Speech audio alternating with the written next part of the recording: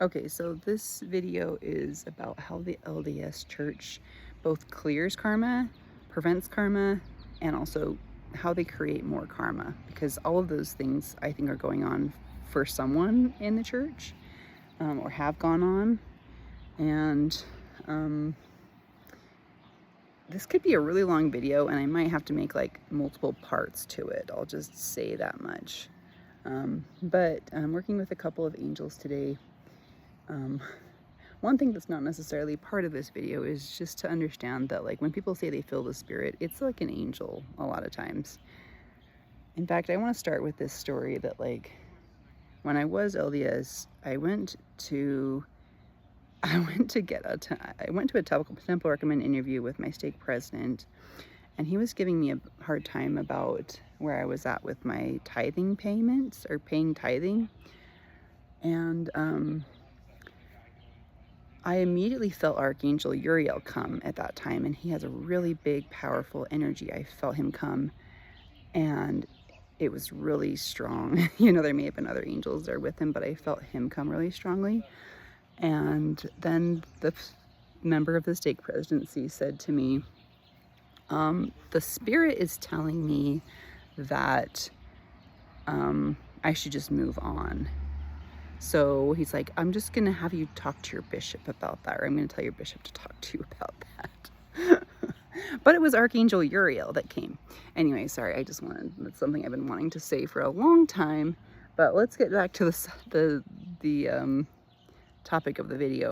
Okay, so let's try to talk about the positive things first. One thing the LDS Church does that helps with karma, prevent karma, is it kind of gives people something to focus on, something to think about, something to someone staring me down is making me uncomfortable. It gives people a common purpose and can be like uniting for families, and in some cases it has been. If we don't think about all of the dysfunctional families that have been created from living the principles of the gospel in ways that aren't in alignment with the principles of the gospel, ironically. But having belonging matters, you know, like feeling like you belong, that you're loved, that you're included matters. And it's not like those values or that system is the only way someone can experience that, but it kind of does give people something to belong to. And so for that reason, it kind of prevents karma, because when you don't feel like you belong, you're more likely to become a delinquent. And I'm pretty sure we could find like studies that would show that if you don't feel like you have like a soft place to land, a home to come home to, where you're loved for who you are, which that's probably bleeds into where they're actually creating more karma, because a lot of families, they're not in a place of just loving people for who they are. Like, you have to perform. So that kind of, you see how it can be like either or, both, you know? And I feel like that consideration should help people become less judgmental. Another way that the church creates more karma is by creating really judgmental people.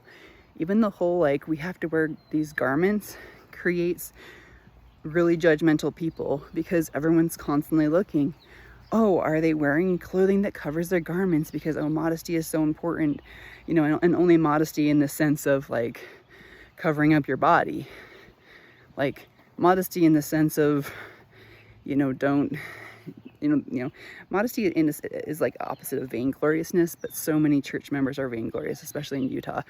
They're just like, vainglory is like this ravenous monster. It's like everywhere, you know. Everyone's like, you know, if you go watch, what's her name? She's like that cute blonde girl with the short hair, and she does videos that are making fun of Utah culture.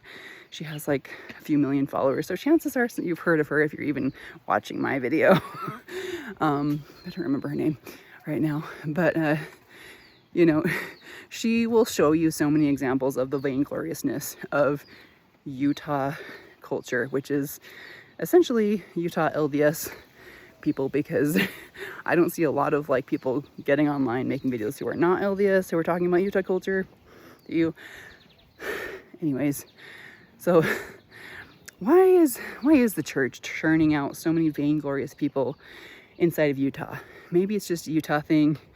Maybe everyone's kind of, looking to Utah and trying to attain this standard of like, I've got all the, I don't want to just have all the boxes checked, but like I'm doing it better than the next person or whatever, and like, where does that even come from? Like, do you think maybe it comes from this theology that there's these 3 different kingdoms, and in the top kingdom there's like 3 different parts to it, and like you just like this whole like you have to be the best mentality, like where in the world does that mentality show up, that actually leads people into really unhealthy patterns, right? But you have to kind of that could be its own video, just thinking about that that belief system.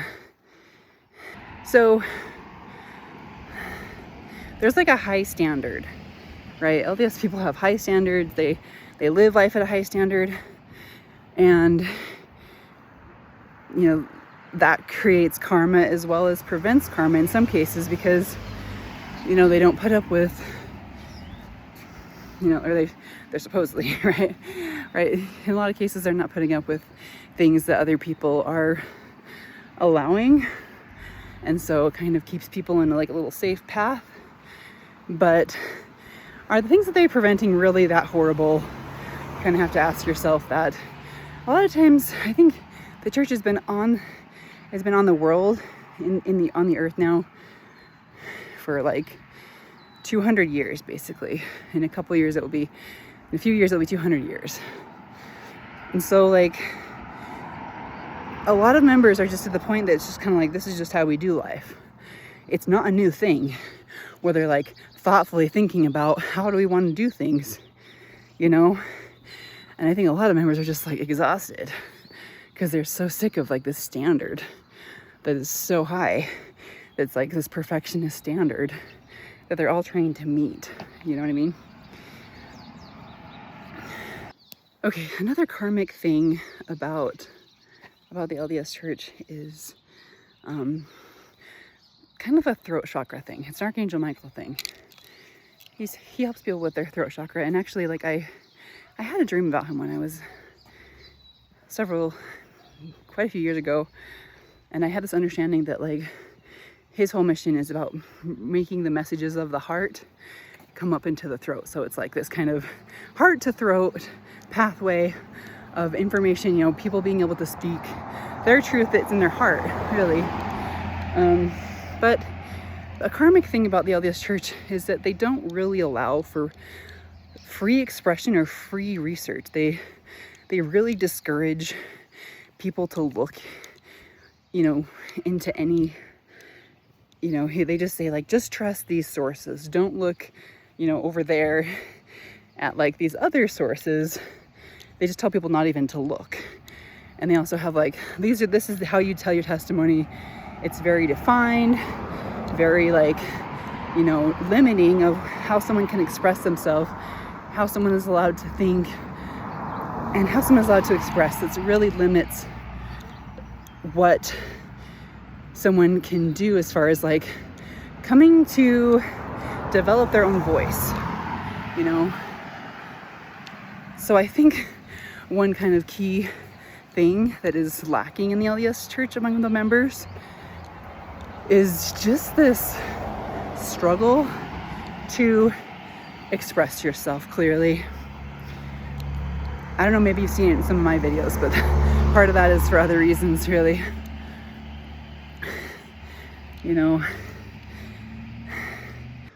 Okay, another karmic aspect of the LDS church is how they naturally,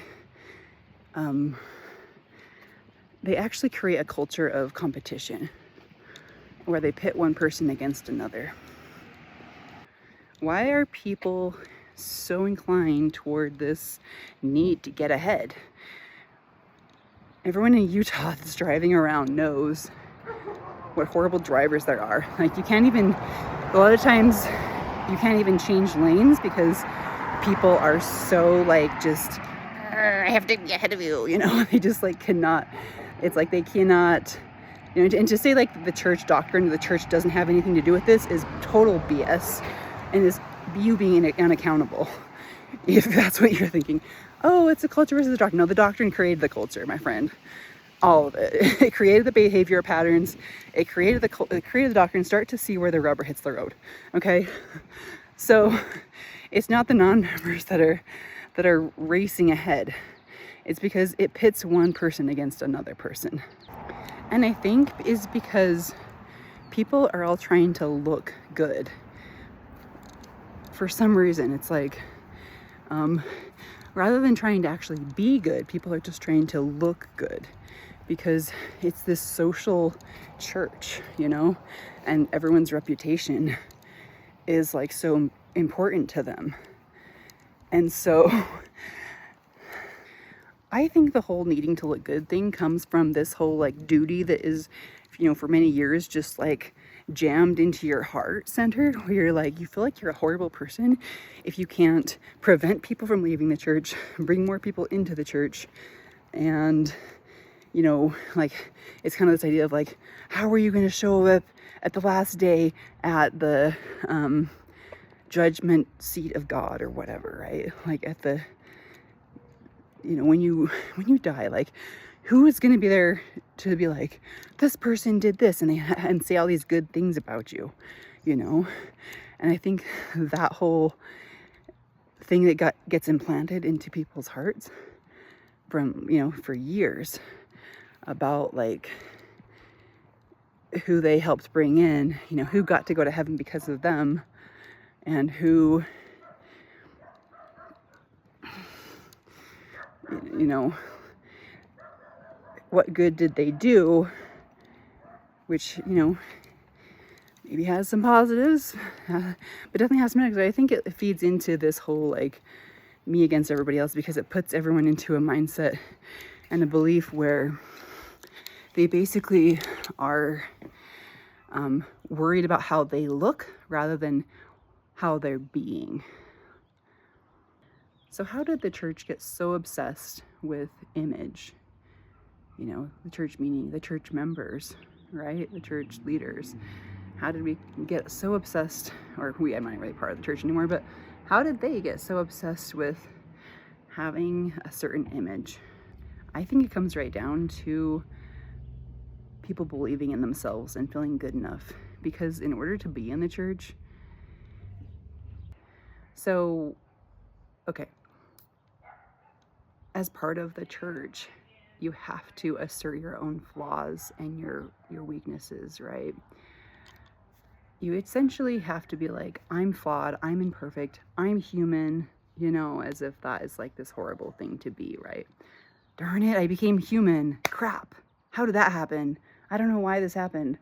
Like, I was trying to become a god and I somehow became a human. And I know that's not really how they think, but it's just kind of like, you have to assert yourself as like this weak, flawed character, this person that has like these flaws, because you're like, oh, Jesus is everything.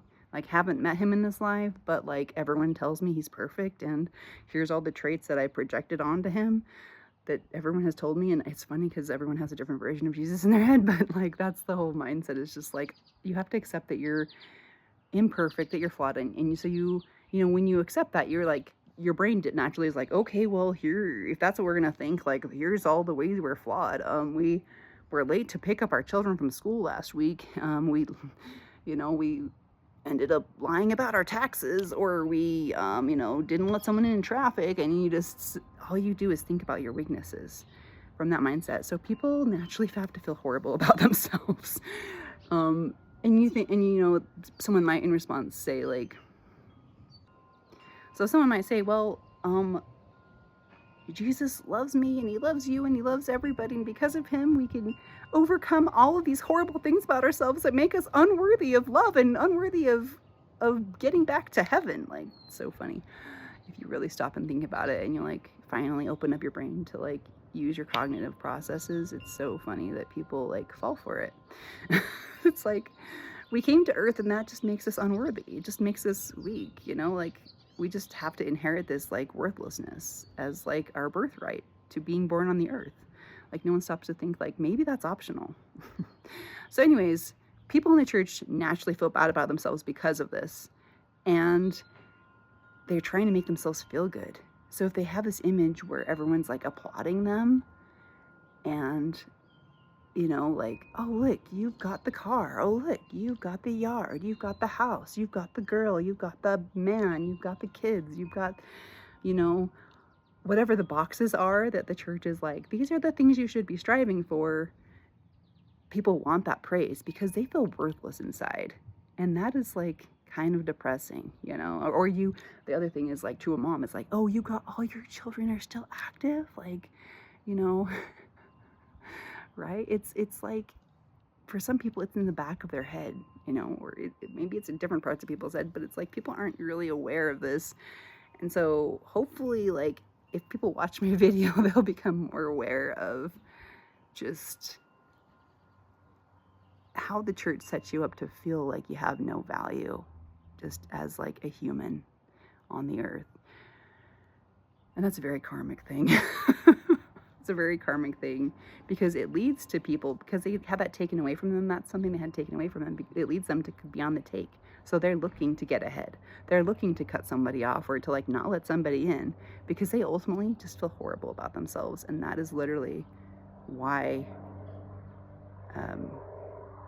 the Utah LDS people especially, I can't speak, I mean, I did live in Texas for 7 years, and I, you know, don't live there anymore, and it's been many years since I did live there, so I can't really speak to their culture down there, but I can speak to the one here because I grew up in it, and I've been living here for about 10 years again, since moving back from Texas. Another karmic thing that is in the church is because like the church is like, we believe in families can be together forever. Well, what about people who grew up in a very abusive family? If you grew up in abuse, I mean, it's like you may love your family, like I love my family, but there was many evil, bad patterns that my siblings a lot of times won't even, I mean, some of them will like recognize, but they don't, because they've been so conditioned by Mormon teachings. It's like, oh, we can't speak out against our parents because that's an evil in and of itself. So they can't actually own like, these things are the reasons why I don't want to get together with you guys, because I don't ultimately like our family culture because it was unhealthy. And so when you grow up in that home where you have an unhealthy family culture, toxic patterns that don't get healed, that people don't be like, okay, we need to change, you know, and like we need to heal things, and like I need to get really assertive and like do these things. You know, if you don't have like a whole family doing that, then, you know, why would someone want to be with you forever? Like, I hated that song, like the song "Families Can Be Together Forever." When I was a kid, I hated that song, you know. And so like, there's so much karma in this idea that like, if you don't do all of these little rules that make you worthy to go to the temple, that you can't be with your family forever, you know. Or that if like you attain that, and then like someone in your family, your spouse, your child, they like decide to leave, now you can't have that goal anymore. Dang it. Like, first off, that's really manipulative, because if you were born into a family, you know, it was for a reason, first of all. Like, it wasn't just random people just randomly like disappearing from heaven and reappearing inside of someone's body. It's not like that, you know. Like, if you believe in that, then I'm like, you know, and obviously not everybody believes that there was a life before this one, but like, I'm not at a point where I don't believe it, so that's what you're gonna get from me.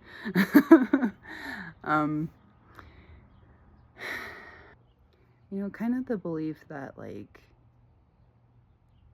being together with your family after this life is something you can't just choose into or choose out of. You have to earn it. Like, that's just depressing, first of all. Like, as a mother, you know, I have 5 children of my own that I worked hard to raise, that I love very dearly, and I've tried to be the best kind of mom that I've known, that I could know how to be for them, you know, in spite of having a limitation on like physical energy resources or different things that are happening for me, you know, like to think that like something, you know, I have to like now earn my right to be with them if I choose to in the afterlife, or you know, whatever happens after this life, you know, like that's kind of just very depressing. It's a very depressing thing.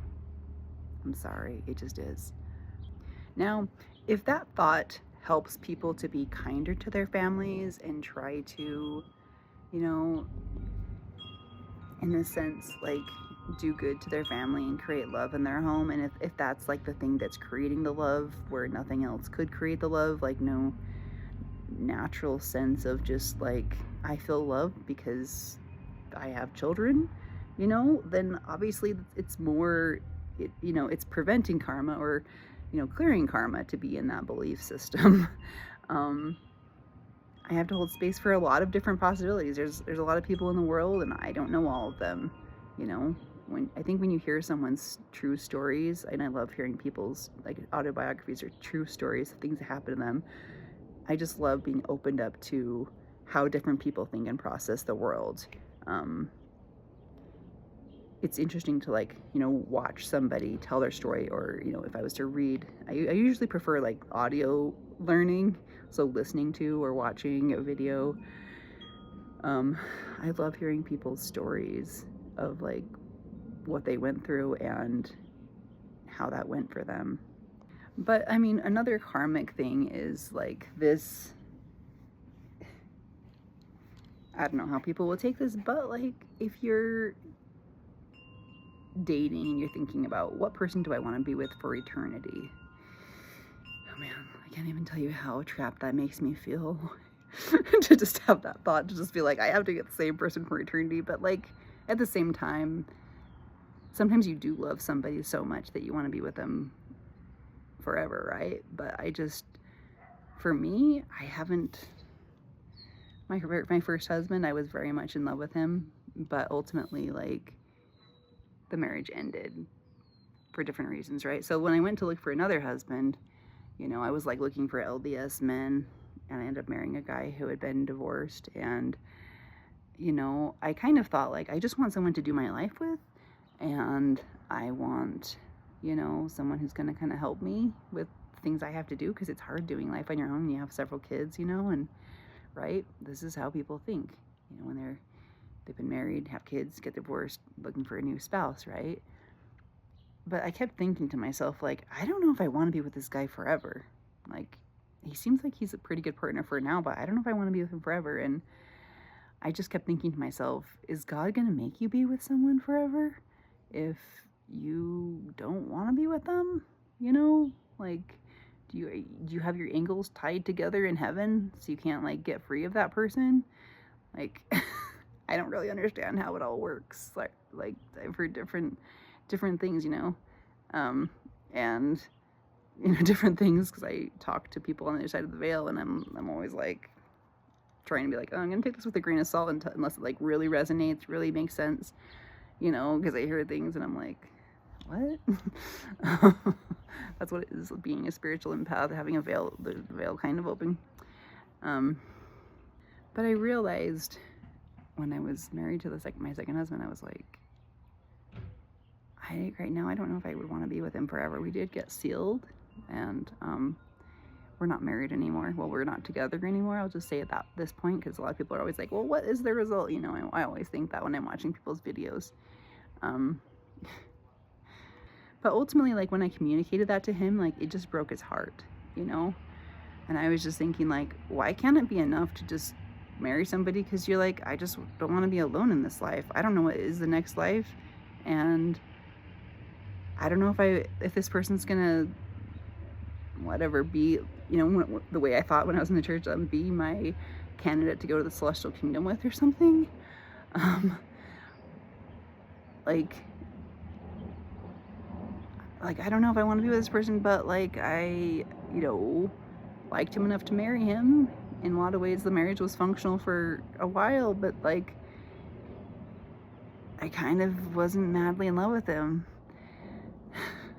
I just think it should be okay to marry somebody because for practical reasons. Like, You know, it's not like every marriage has to be, you know, like up here, but like, is the church's whole mindset, does it put people, give this impossible standard of like what marriage and love has to be, you know, because everyone's trying to do everything to the nth degree. It just has to be like way up there and it's got to be amazing and stellar. You've got to be the best, you know, like otherwise you're not good enough because everybody feels worthless, you know. So that's another way that this whole like goal of like being sealed to someone for eternity, having this eternal family, getting to be with them forever is a karmic thing. The other thing about that thinking is that like, how do you know that there isn't someone that's like on the other side of the veil, or wherever people exist beyond this life, that, you know, you don't love more, or that you couldn't love more, or that you wouldn't love more? How do you know? Like, if you have to find someone here that is your everything for forever, you know, does that kind of limit your options? You know what I mean? Ultimately, I've decided that relationships are for karmic clearing. So you should marry somebody. If you're going to marry somebody or be with somebody, choose someone that helps you clear karma. I think that's what people naturally do. And my first marriage did help me clear karma for a while, but then it became karmic after a while. That's kind of the long story very short. My second marriage helped me clear karma for just a few years, and then it was like, okay, this is I actually got really kind of confusing with how my veil was open. But I've just seen different people's lives that I know that like people think they're a failure because they don't hit an LDS standard when it comes to like relationships and marriage and like the celestial kingdom and the temple ceiling and blah blah blah.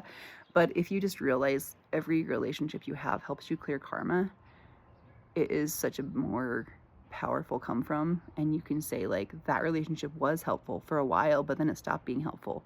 And then this relationship was helpful for a little bit, and then it stopped being helpful. And like, okay, how much karmic clearing do I want to do by myself before, you know, or like, who do I want to be? That's kind of where I'm at right now, is like, who do I want to be before I'm like, you know, looking for the partner I want to be with next. So I just find that for me, that belief system works better. And hopefully I've explained clearly why. I think that's going to be all for this video, even though I could probably say more and come up with more examples of karma in the LDS Church, how it's, how they create more karma, how they clear karma, how they prevent karma. And I'll probably have to put a description of karma in the video now that I think about it. But thank you for watching. If you made it this far,